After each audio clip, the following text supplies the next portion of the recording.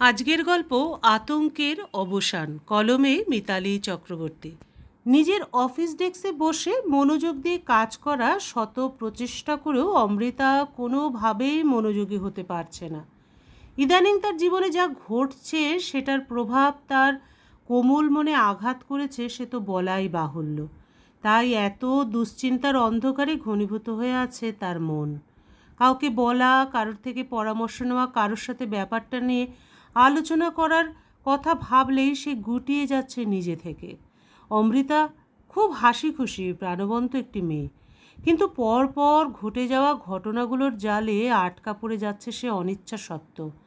কীভাবে মোকাবিলা করবে এই প্রতিকূল অবস্থার সেটাও বুঝতে পারছে না, কারণ ঘটনাটা তার মামা শ্বশুর মশাইকে নিয়ে। বিয়ে হয়ে আসার পর থেকে অমৃতা দেখছে মামা শ্বশুর বিশ্বনাথবাবু অমৃতার শ্বশুরবাড়িতেই থাকেন। বয়স হয়েছে ওনার, বিয়ে থা কিছুই করেননি। ওনাকে দেখার মতো কেউ নেই বলে অমৃতার বিধবা শাশুড়ি মা বাসন্তী দেবী বিশ্বনাথকে নিজের কাছেই এনে রেখেছেন। সেই থেকে তিনিও পৈতৃক ভিটে বাড়ি বিক্রিবাটা করে দিদির সংসারেই থিতু হয়ে আছেন। অমৃতা বিয়ের পর প্রায় 2 সপ্তাহ শ্বশুরবাড়িতে থেকে আবার কর্মস্থান দেরাদুনে পাড়ি দেয় দীপ্তর সঙ্গে। একই স্থানে কাজ করে দীপ্ত আর অমৃতা, সেই থেকেই পরিচয় ক্রমে ক্রমে পরিণতি পায় ভালোবাসায়, আর পরবর্তীতে ভালোবাসার সাগরে ডুবে থাকা অবস্থাতেই মন্ত্র পড়ে 7 পাক ঘুরে তাদের বৈবাহিক জীবনের সূচনা হয়ে যায়। কিন্তু এখন পরিস্থিতিটা অন্য রকম। সদ্যমাত্র দেরাদুন অফিস থেকে 1 বছরের জন্য টেম্পোরারি ট্রান্সফার করে অমৃতাকে পাঠানো হয় এই শহরে। প্রথম খুব খুশি ছিল অমৃতা যে বাপের বাড়ি শ্বশুরবাড়ি 2 বাড়ি মিলিয়ে আনন্দে থাকবে সে। আর দীপ্ত তো ছুটি ছাটাতে আসবেই। কলকাতার অফিসে জয়েন করে নিয়েছে, হয়ে গেল প্রায় 3 দিন মতো। আসার পর থেকে বাবার বাড়িতেই আছে। কিন্তু 3 দিন অতিক্রম হয়ে গেলে পর সে নিজেই তার শাশুড়ির কাছে ইচ্ছে জাহির করলো ওই বাড়ি আসার। বৌমার কথায় তখন উৎফুল্ল বাসন্তী দেবী। সেদিন অমৃতার পছন্দের সব রান্না হয়েছিল ওই বাড়িতে। বাজার করেছিলেন বাসন্তী দেবী আর তার মামা শ্বশুর মিলেই। দীপ্ত যদিও কপট রাগ দেখিয়েছিল মায়ের ওপর যে বৌমা পেয়ে নিজের ছেলেকে ভুলে গেছেন তিনি, কিন্তু অমৃতা তখনও অবগত ছিল না আগামী দিনের কুরুচিকর পরিস্থিতিগুলোর জন্য। সেদিন ছিল ছুটির দিন। একটু আয়েশ করেই ঘুমাচ্ছিল অমৃতা। হঠাৎ দরজায় আওয়াজ হতেই আড়মোড়া ভেঙে দরজা খুলে তাজ্জব বনে যায় অমৃতা। সামনে মামাবাবু দাঁড়িয়ে আছেন চায়ের ট্রে হাতে। তার চেয়েও বেশি আশ্চর্যের তিনি শুধুমাত্র একটি টাওয়াল পরে আছেন। অমৃতার অস্বচ্ছন্দ লাগছিল ব্যাপারখানা, কিন্তু বিশ্বনাথবাবু হেসে হেসে বললেন, বুঝলে বৌমা, সকাল সকাল দিদি বেরিয়েছে মন্দির দর্শন করতে। দিদি যাওয়ার আগে একবার আমায় চা করে দিয়েছিল, কিন্তু দেখো না আবার কেমন চা তেষ্টা পেল আমার, তাই তোমার জন্য বানিয়ে আনলাম 1 কাপ। চলো ভেতরে বসে শ্বশুর আর বৌমা মিলে চা পান করা যাক, কী বলো? একটু ইতস্তত বোধ করে অমৃতা ব্রাশ করে তৈরি হয়ে আসার অজুহাত দিয়ে ওই সময়ের জন্য ওনাকে বিদায় করে। অমৃতা এই ব্যাপারটাকে এত গুরুত্ব দেয়নি তখন। এই ঘটনার কিছুদিন পর একদিন সকালবেলায় অমৃতা রেডি হচ্ছিল অফিসে যাবে বলে। একটু দেরি হয়ে গিয়েছিল সেদিন। বিশ্বনাথবাবু একরকম জোর করেই তাকে নিজের স্কুটারে বসিয়ে অফিস অবধি ছেড়ে দিয়ে যান। এর মধ্যে 1 সপ্তাহ বাপের বাড়িতে গিয়েছিল অমৃতা।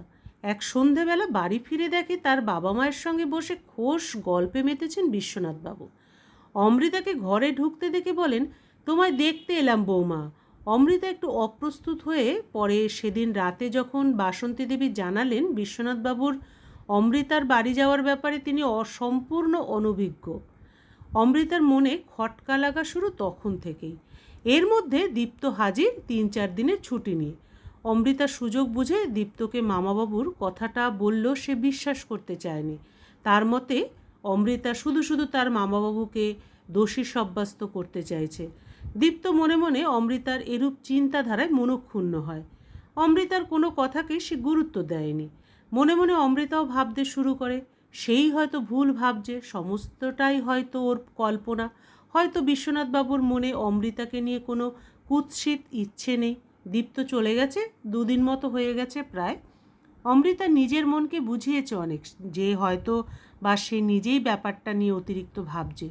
এটাও ভেবেছে যে এই ঘটনাটা নিয়ে সে আর কাউকে কিছু বলবে না, কারণ সে নিজেও চায় না কোনো ভুল বোঝাবুঝি হয়ে মধুর সম্পর্কগুলো নষ্ট হয়ে যাক।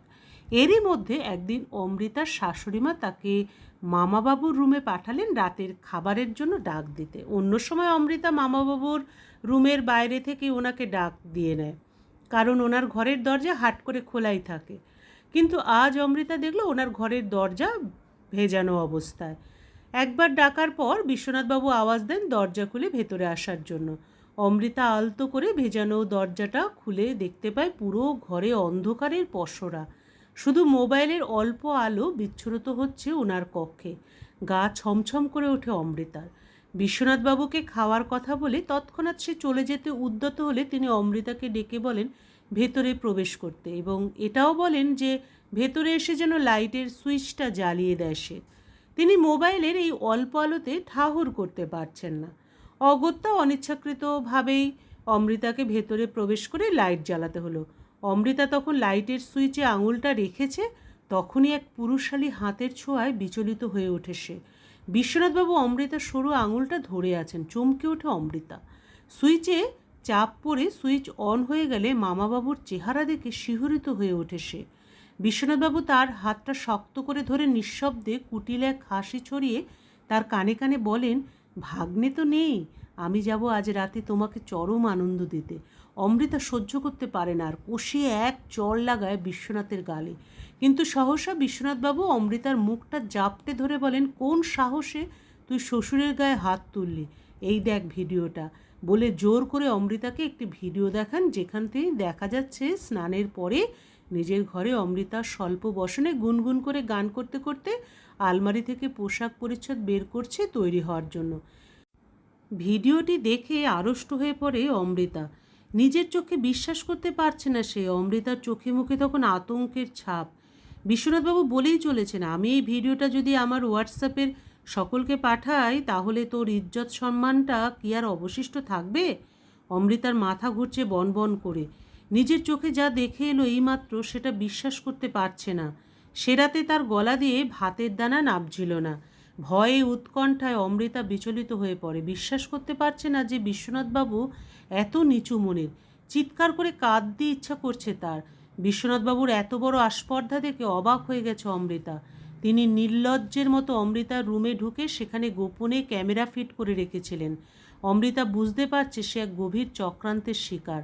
গতরাতের এসব দুশ্চিন্তা মাথায় নিয়ে সে আজ অফিসে এসেছে, কিন্তু আসার পর থেকে সামান্য কাজেও মনোযোগ দিতে পারছে না। কি করবে, কি বলবে, কিভাবে নিস্তার পাবে এই কুরুচিকর পরিস্থিতি থেকে, সেটা ভেবে প্রচণ্ড উদ্বিগ্ন অমৃতা। কাজ পাগল অমৃতাকে আজ ঠুটো জগন্নাথ অবস্থায় দেখে তার একজন সিনিয়র জয়তীদি এগিয়ে এসে জানতে চাইলেন অমৃতার কাজ না করে হাত গুটিয়ে থাকার কারণ। একটু শুকনো হাসি হেসে অমৃতা ব্যাপারটা সহজ করতে চাইলেও জয়তীদির নজর এড়ায়নি অমৃতার মুখের দুশ্চিন্তার ছাপগুলো। জয়তীদি ভরসার হাত বাড়িয়ে দিয়ে জানতে চাইলে অমৃতা আর সামলাতে পারে না নিজেকে। কান্নায় ভেঙে পড়ে সে। কান্না থামিয়ে নিজেকে একটু সামলে নিয়ে সে পুরো ঘটনাটা মেলে ধরে জয়তীদির সামনে। উনি সবটা শুনে অমৃতাকে সান্ত্বনা দিয়ে বলেন যে ব্যাপারটা সত্যিই খুব গুরুতর, কিন্তু কোনো প্রমাণ নেই যে বিশ্বনাথবাবু এভাবে হ্যারাস করছেন তাকে। জয়তীর কথা শুনে আবার ধাক্কা খায় অমৃতা। কি করবে সেই অবস্থায়? পথ দেখালেন জয়তীদি। সেদিন রাতে সে আবার ডাকতে যায় বিশ্বনাথবাবুকে। গিয়ে দেখে গতকালের মতোই আজও দরজাটা ভেজানো। অমৃতা তৈরি হয়েছিল। ওনার কিছু বলার আগেই সে বিশ্বনাথবাবুর রুমে ঢুকে লাইটের সুইচটা অন করে। বিশ্বনাথবাবু আজ আর উঠে আসেননি। ইশারায় নিজের কাছে ডাকেন অমৃতাকে। অমৃতা মনে মনে শক্তি সঞ্চয় করে ধীর পায়ে এগিয়ে যায় বিশ্বনাথের বিছানার দিকে। এক ঝটকায় অমৃতার হাত ধরে তাকে বিছানায় ফেলে দিয়ে শিকারী বাঘের মতো তার উপর হামলে পড়েন বিশ্বনাথবাবু। আতঙ্কে সাদা হয়ে যায় অমৃতার চোখ। দরদর করে ঘামছে সে। আর বিশ্বনাথবাবু চিৎকার করে বলে ওঠেন, এতদিনে আজ বাগে পেয়েছি তোমায় বৌমা, আজকে যে প্রাণ ভরে মনের আশা মিটিয়ে নেব। এই বলে সেই কুটিল হাসি হাসতে থাকেন তিনি। বিশ্বনাথ বলে সজোরে চেঁচিয়ে ওঠেন বাসন্তী দেবী। চকিতে অমৃতার ওপর থেকে লাফ দিয়ে উঠে দাঁড়ান বিশ্বনাথবাবু। বাসন্তী দেবী এসে অমৃতাকে সামলান। বিশ্বনাথবাবুর মুখের রং উড়ে গেছে ততক্ষণে। তিনি আশা করেননি তার দিদি এক নিমেষে চলে আসবে তার ঘরে। শিকার হাত ফসকে গেল বলে যেমন নিষ্পিস করছে তার হাত, এর থেকেও বেশি উৎকণ্ঠায় আছে যে তার অভিসন্ধি প্রকাশিত হয়ে গেল তার দিদির সম্মুখে এই ভেবে।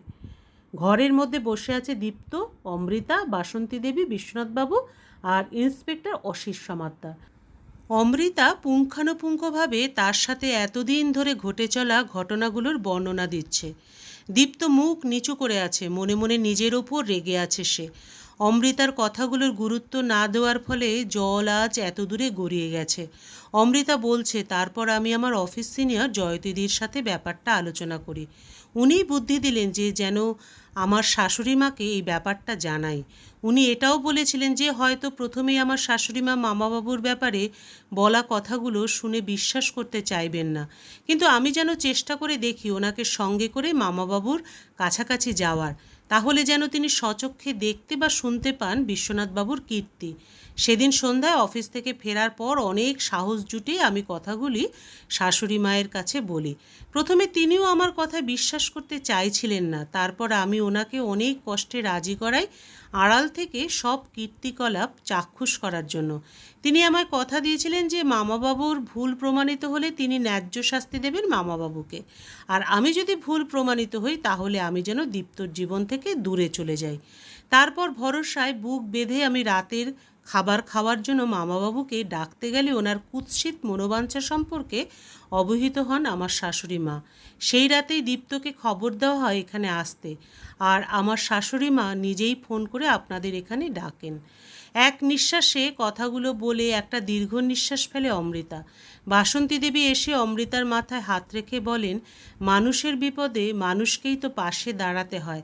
আমি লজ্জিত কুণ্ঠিত, আমার একমাত্র বৌমার এমন অনাদর আমি মেনে নিতে পারবো না। তাই তো দোষীর শাস্তি চাই, হোক না মায়ের পেটের ভাই, কিন্তু দোষী তো দোষীই হয়। সাম্য সবার জন্য। একজন দিনের পর দিন নিপীড়িত হয়েই যাবে সেটা যে আর সহ্য করা যায় না। একজন মহিলা হয়ে কিভাবে সহ্য করবো আর এক মহিলার ওপর হতে থাকা অত্যাচারগুলো? বিশ্বনাথ পুরুষ বলে আর আমার ভাই বলে তাকে শাস্তি না দেওয়া অযৌক্তিক। অপরাধে কোনো নারী পুরুষের বিভেদ নেই, অন্যায় করলে শাস্তি পেতেই হবে, তা সে পুরুষ হোক বা নারী। বিশ্বনাথের মোবাইলটি বাজেয়াপ্ত করা হলো, হাতকড়া পরিয়ে বিশ্বনাথবাবুকে নিয়ে যাওয়া হয়। বাসন্তী দেবী মনে মনে অনুতপ্ত, লজ্জিত, কুণ্ঠিত। তিনি কষ্ট পাচ্ছেন অমৃতার জন্য, কিন্তু তার থেকেও বেশি কষ্টে আছে দীপ্ত। সে বারবার নিজেকে দোষ দিচ্ছে, তার খামখেয়ালির জন্য ব্যাপারটা এত দূর গড়ালো। মানসিক দিক দিয়ে ভেঙে পড়েছে সে। কোন মুখে অমৃতার সঙ্গে কথা বলবে সেটাই ভেবে উঠতে পারছে না। বুক ফেটে যাচ্ছে তার। অমৃতাকে নিয়ে তার মামাবাবুর এমন কুৎসিত ইচ্ছেই কথাটা মনে করতে গা গুলি উঠছে দীপ্তর। অমৃতার কষ্টে দীপ্ত পারছে না শুধু চিৎকার করে কাঁদতে। অমৃতা দীপ্তর কাছে এসে দাঁড়ায়। দীপ্ত একবার অমৃতার দিকে তাকিয়ে পরক্ষণেই আবার চূড়ান্ত লজ্জায় চোখ নামিয়ে ফেলে। টপ টপ করে অনুশোচনার অশ্রু গড়িয়ে পড়ছে দীপ্তর চোখ দিয়ে। অমৃতা বুঝতে পারে দীপ্তর মানসিক অবস্থা। নিজেকে একটু সামলে নিয়ে বলে, দীপ্ত, বাইরে দেখো। অন্ধকারের কালিমা সরে গিয়ে এক আলোকোজ্জ্বল দিনের শুরু। দোষীকে শাস্তি দেওয়া হবে, আর মন খারাপ করে থেকো না। আইনের চোখে ফাঁকি দেওয়া তো সহজ নয় বলো। আমার অধিকারের জন্য আমাকে তো লড়তেই হতো। দীপ্ত ভারী গলায় হাত জোর করে বলল, ক্ষমা করে দিতে পারো আমায়? কথা দিচ্ছি এবার থেকে নিরপেক্ষভাবে সব পরিস্থিতির সব কথার উপর দৃষ্টিপাত করব। আমায় ভুল বুঝো না অমৃতা, তোমার কিছু হলে আজীবন নিজেকে ক্ষমা করতে পারবো না। অমৃতা দীপ্তর জোর করে থাকা হাত দুটোকে নিজের হাতের মধ্যে নিয়ে বলল, আতঙ্কের অবসানের পরে সাম্যের জয় হয়েছে দীপ্ত। সব ভুলে এক নতুন পথের দিশারি হব আমরা। তুমি আমার পাশে থাকবে তো?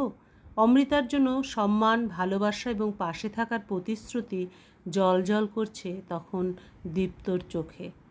গল্পের সমাপ্তি এখানেই। আবার দেখা হবে পরবর্তী আরেকটি গল্পের সাথে।